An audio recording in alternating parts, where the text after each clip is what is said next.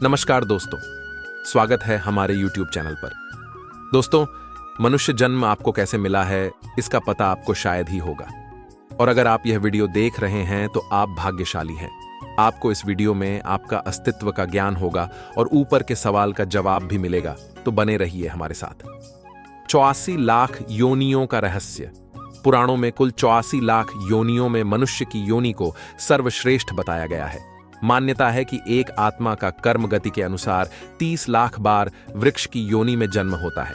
इसके बाद 9 लाख बार जलचर प्राणियों के रूप में जन्म होता है, 10 लाख बार कृमि योनि में, 11 लाख बार पक्षी की योनि में, 20 लाख बार पशु की योनि में जन्म लेने के बाद अंत में कर्मानुसार गौ का शरीर प्राप्त करके आत्मा को मनुष्य की योनि प्राप्त होती है। इसके बाद 4 लाख बार आत्मा मानव की योनि में ही जन्म लेती है।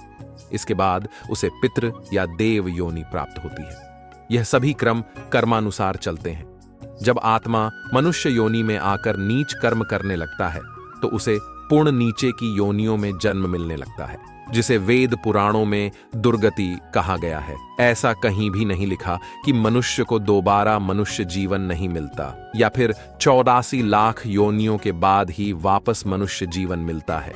यह तो केवल और केवल हमारे कर्मों का विषय है। अगर मनुष्य अच्छे कर्म करता है तो उसे स्वर्ग मिलता है और स्वर्ग का रास्ता मोक्ष की ओर जाता है। अगर मनुष्य बुरे कर्म करता है तो उसे नरक मिलता है और उसके बाद कर्मानुसार अलग अलग योनियों में जन्म मिलता है। यह बात आचार्य चाणक्य ने भी अपने एक श्लोक में कही है, जिसमें वे कहते हैं, नष्ट हुआ धन फिर से प्राप्त हो सकता है, बिछड़ा हुआ मित्र फिर से मिल सकता है, लेकिन मनुष्य जीवन एक बार नष्ट होने पर फिर से नहीं मिल सकता। मनुष्य जन्म बेहद दुर्लभ है। इसके अलावा रामचरितमानस में भी मनुष्य जीवन की महत्वता को दर्शाया गया है। परंतु क्या आपने कभी सोचा है कि मनुष्य जीवन इतना दुर्लभ क्यों है? ऐसा इसलिए क्योंकि 84 लाख योनियों में से केवल मनुष्य के पास ही दिमाग यानी सोच समझकर काम करने की है। उसे अच्छे बुरे की समझ है। वह पाप पुण्य में भेद कर सकता है। वह धर्म को जानता है। वह मानव ही है जिसे आत्मा परमात्मा का बोध हो सकता है।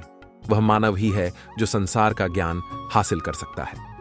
अब अगर आप अपने बुरे कर्म की वजह से मनुष्य जीवन को खो देते हैं तो आपको अन्य योनि में जन्म लेना पड़ेगा। लिहाजा आप योनियों के काल चक्र में फंसते चले जाते हैं। इसलिए ऐसा कहा जाता है कि 84 लाख योनियों को पार करने के बाद ही आत्मा को मनुष्य योनि मिलती है।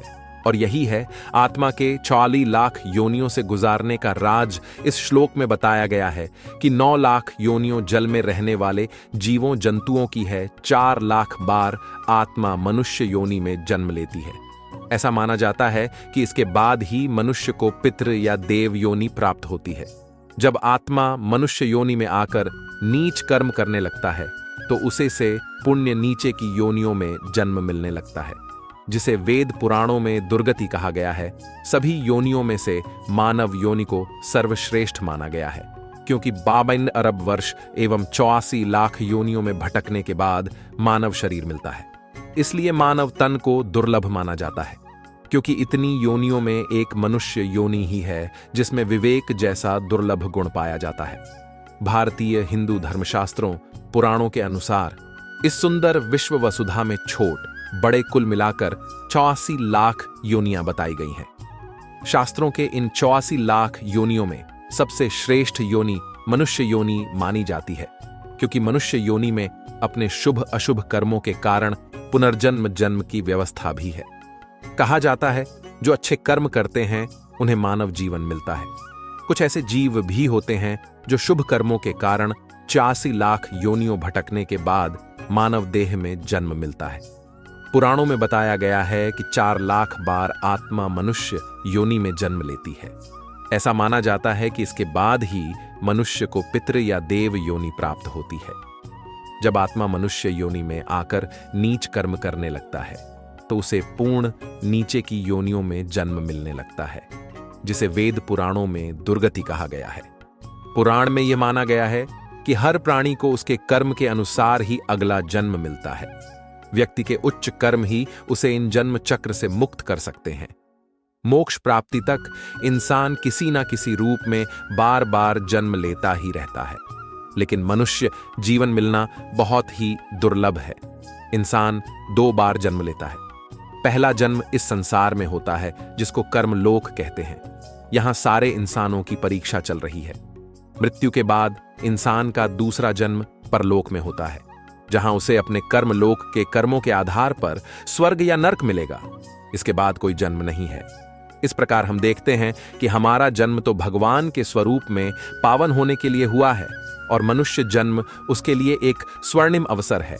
मनुष्य योनि ही अकेली योनि है जिसमें प्राणी न केवल अपने पिछले कर्म फलों का क्लन कर सकता है, बल्कि निष्काम रूप से अपने कर्तव्यों को निभाकर आगे पाप पुण्य कर्मों को जोड़ने से बच सकता है और पाप पुण्य शून्य करके मोक्ष मार्ग यानी अखंड आनंद की ओर बढ़ सकता है।